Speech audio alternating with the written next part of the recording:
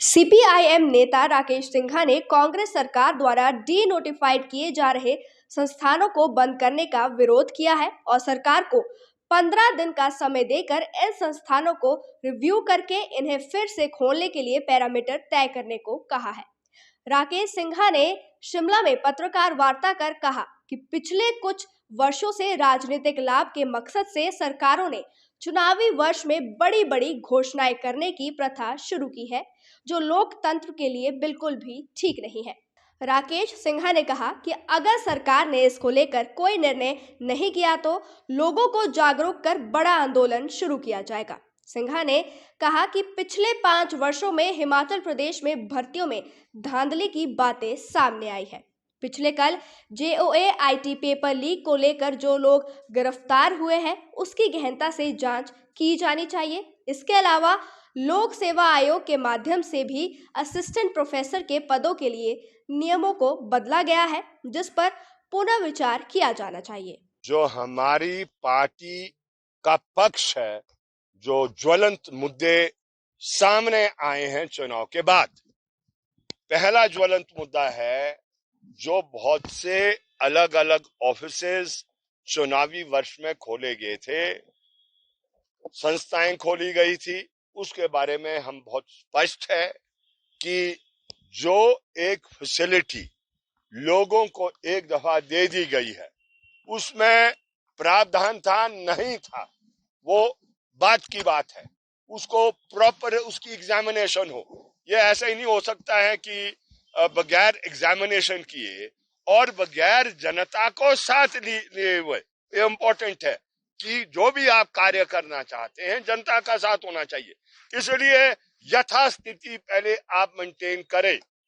जो बंद कर दिए हैं उसको वो खुला रखिए, प्रॉपर एग्जामिनेशन कीजिए, विपक्ष को भी साथ लीजिए और फिर एक एक के ऊपर क्या कमी पेशी है उसको जनता को कॉन्फिडेंस में लेकर ही कार्य होना चाहिए, ऐसा हमारा मानना है।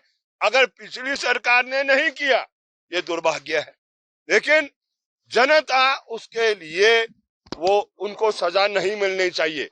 इन कार्यों से जनता को सजा मिल रही है, ऐसा हमारा मानना है। एक बात है ये।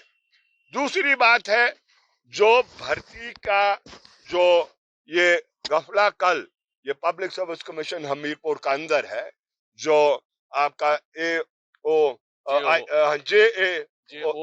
जेओ आईटी जो 995 का कोड का जो ऑपरेशन आया है और जिसमें साफ पता लगा है कि वो पेपर बिक रहा था, तो उसके बारे में थरो छानबीन होनी चाहिए।